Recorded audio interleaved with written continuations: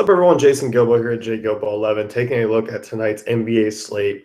7 games, looking at Vegas here first. A couple of high-scoring ones to really target. You got Atlanta and Golden State, 219. A little bit of blowout concern in that one. Golden State, 13-point favorites, according to Vegas. Knicks and Thunder, 214. Kings, Wizards, 212. Raptors and Sixers, 208, but that one's a 15-point favorite. Joel Embiid likely to not play, which kind of hurts. Then you got the rest kind of sitting at 198 with Memphis and Charlotte, Boston Heat at 198.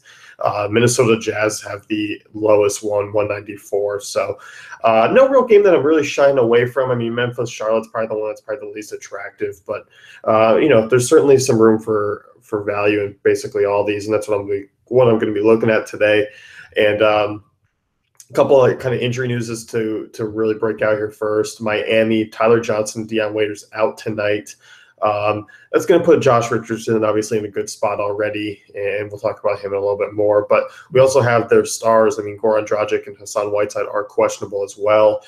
That's going to push, really, if Willie Reed can play him into a bigger role. We're going to see some Derek Williams, some James Johnson, some Rodney McGruder.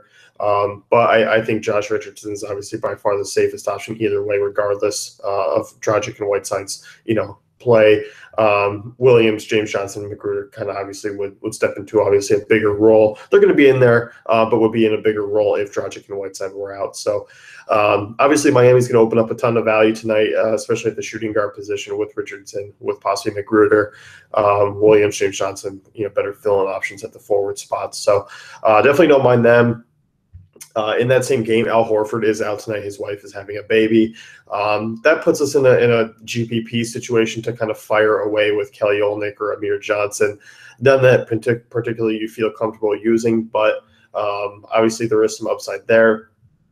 We saw it at times when Horford was out a couple weeks ago. So if that's the case again, which it is, Kelly Olynyk and Amir Johnson, GPP upside plays, but a little too risky for me in cash games. Sixers, Jared Bayless questionable tonight. Sergio Rodriguez drew the start, would draw the start again. Probably play, around 28, 30 minutes. Not a particularly great matchup against Kyle Lowry, pretty good defender. But you know what? I think this is a guy, obviously, who has some talent. I think 25 fantasy points is certainly a reasonable outcome for the price. Is he going to get it done on this type of slate? I'm not really too sure on that. I would probably look more in other directions. Zach Randolph questionable tonight, and I know he had a passing in the family, so it's curious to see if he will come back. JaMychal Green obviously saw a tick up in minutes, pretty decent matchup for him. I like him as a value play if Randolph sits, if Randolph sits, because other than that, I mean, you're looking at a little bit less minutes. Randolph coming off the bench, taking a little bit some of the Green's minutes away. Not particularly, he's a guy who, not a big usage guy on the floor, so he definitely needs those minutes. Draymond Green questionable tonight. No one really opens up anymore. I mean, for Warriors injuries that we see, it's usually just it transfers over to other players like Durant, like Thompson, like Curry. So you just kind of feel better about using those guys in terms of getting a consistency. It's one less superstar off the court for them. So I'm not really looking to use Looney, who filled in and got the start and only played about 18 minutes last time. And it didn't necessarily meant that Andre Iguodala played big minutes either, which was what I was thinking. You could usually see Durant shifting to the 4, Iguodala coming in. But that could be the case again. And I think really you just want to focus on the superstars there. So jumping into kind of some of the more values that we know about already that doesn't really have to open up with injury. Looking at point guards here, Derrick Rose playing some great basketball of late. I certainly like him going up against OKC. They've really been hit hard by point guards this season. Obviously, with Westbrook, Knicks are going to have to put up some points. And the one thing really, I mean, with Westbrook or with Rose is he's playing great basketball late. It's finally good to kind of see him get back into that attacking mode. The Knicks, obviously, Porzingis and Rose have been kind of the more focal scorers, but averaging 18, 4, and 5 over the last 5 games, playing right around 33 minutes. Shot particularly still not great in the low 40s, but you know what? He is getting to the rim, putting up, pretty good amount of field goal attempts as well, double digits in every game but one over the last 10. So really reasonable price around that $6K range on both sides. And I mentioned that total earlier. that is one you can certainly fire away with. Another one in the GPP format that I like, obviously I think Rose is a fine cash game option, fine GPP option, but this is strictly GPPs. Dennis Schroeder, 5,500, similar price tag. I think interesting it would be to kind of pay down maybe a little bit for a second point guard tonight, and obviously Rose is your safer option. Schroeder is kind of a weird GPP pivot. If you just want to go maybe even 3 yards on DraftKings, I think that's a viable option. There's a lot of guys like Curry, obviously tonight, like Westbrook. I think John Wall's a solid option for cheaper. He's the cheapest of the 3 guards there when you look on DraftKings. So I think it's intriguing to kind of go that way tonight. Although forward there are a couple guys you can pay up for, but I think it's more of a guard heavy night to me. And back to Schroeder here. Obviously, if Atlanta's going to, compete in this game, it's going to be Schroeder. We saw him play good minutes last night, 31. Obviously, on the back-to-back with the Hawks is always an issue. But 11, 4, and 8 last night. This is a guy who we have seen some upside from here. We've also seen the downside.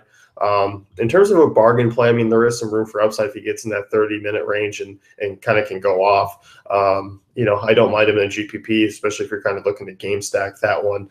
I'm definitely fine with that. George Hill back with a vengeance here. So for me, I mean, great matchup here against Minnesota. I know this is one of the lower scoring games of the night. He sits in that 6K range as well. And the one thing I like about him, I mean, obviously shooting guard eligible on DraftKings. But, I mean, he's scoring. I mean, you look at the last 2 games, I mean, 23, 22 points, a couple of steals. I mean, he's been very consistent this season when healthy. I mean, you really look at before the break, this guy's averaging 21, 3, and 4 on the season with a steal per game. So George Hill's been a great pickup for the Jazz. I like him a lot here tonight. Really good matchup against Minnesota. They do struggle against guards. And I think really if you're getting any real pieces of that game, I think George Hill's probably the only real viable option at that price tag. So definitely don't mind him. Moving on to shooting guard, obviously this is pretty much the Heat section. Josh Richardson, Rodney McGruder. Richardson's probably going to be the safest one tonight. I mean, this is a guy who's going to probably play high 30 minutes with Deion Waiters and Tyler Johnson out. He's going to have to soak up a ton. Same thing with McGruder. I think he's going to play about 30 minutes as well. So obviously both those guys, you look at this matchup against Boston, they haven't been particularly great on defense this year. It's been a little bit of a transition because obviously we didn't really use too many guards, but they've been pretty much middle of the road. Really cheap on both sides at a position where you can usually punt one, which is nice. You get Richardson, who's probably going to be a high floor, high ceiling player tonight.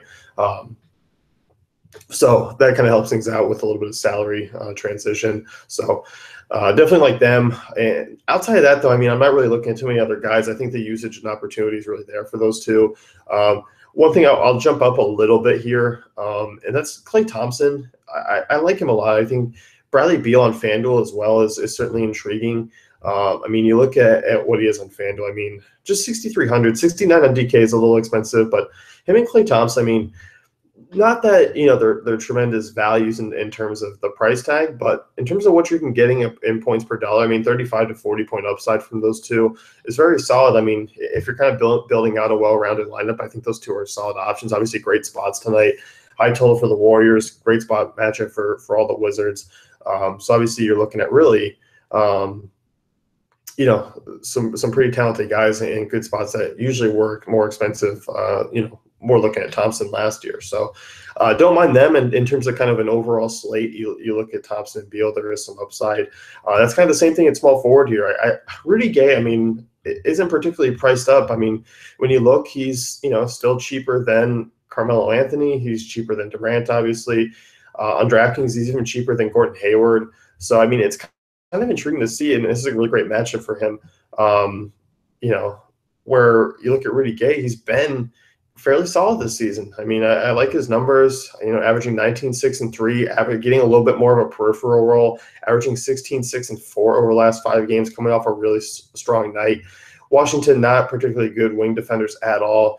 I think you can really look here at Rudy Gay as one of the kind of staples to your lineup tonight if you want to get some good high floor, high upside at a cheaper price than some of these other names. So certainly intriguing. Jay Crowder's also another one that I'm kind of interested in. Obviously, the minutes haven't really been there since his injury. You look at him, I mean, averaging just 24 over the last 4 games, played 27 in the last one. I think you're going to see 28 to 30 tonight. He says he feels like he can play a little bit more 32 might be pushing it, but this is a guy who does have 30 to 35 point upside, and obviously in a decent spot against a lot of backups there in Miami.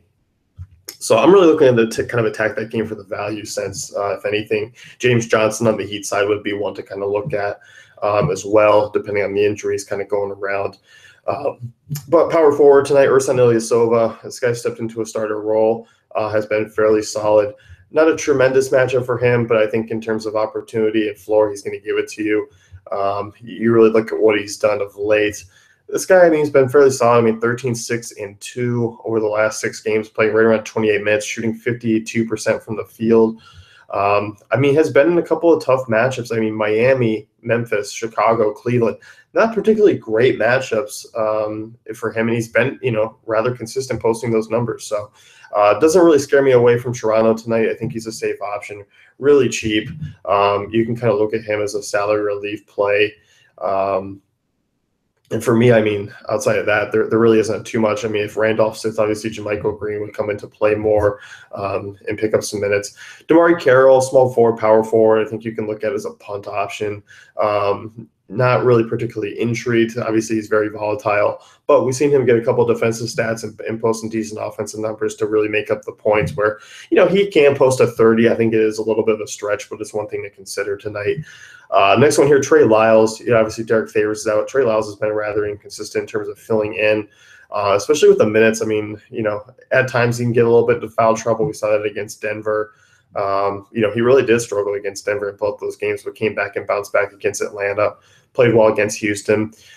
Upside, I mean, you can say 30, I think is there on DraftKings. There's some double-digit 30-point upside. But for me, I mean, I think FanDuel you can kind of fade and really look at other options. You don't really need to go down to him. I don't think it's going to get it done on this site. DraftKings is a little bit better play there. Moving over to center, obviously if Hassan Whiteside sits and Willie Reed plays, that's one interesting way to go about it. I talked about Kelly Olynyk. I still think center is a place where, you're really risking a lot down there with some of those guys that can really leave you some duds. I like the 6K range again. I like Jonas Valanciunas here for a GPP play. Obviously, we know this guy is completely up and down. We've seen it one good game, one not good game over the last few. But this guy's averaging a triple-double on the season, averaging a double-double on the season, 14 and 10. This is the guy who's going to play right around 31 minutes or so. I do like him tonight. Obviously, a great matchup against a bad rebounding team, 24th. Not a good, defensive team down low, missing Embiid. He should have the paint to himself. You feel pretty good about that. Next one here, Marcin Gortat. I mean, it's just 6K on DraftKings, a really nice price tag. If you don't want to pay up at the center spot, this is a guy who, averaging 11 and 12. You know what you're going to get out of him. There is room for some upside in this game. I think there's a lot of kind of, value to go around in that one where Washington-Sacramento could be one of the higher scoring games of the night. Obviously, Vegas thinks so. And at 6K on both sides, Gortat in a really good spot. Obviously Cousins down low. But you know what? With the way that they've been kind of defending centers this season, it really hasn't been particularly great.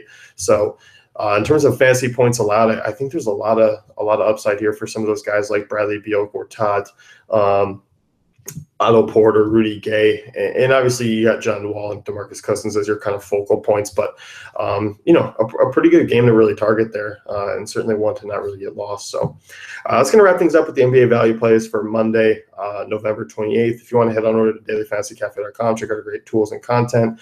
You got cheat sheets, a couple articles coming up today, so be sure to do that.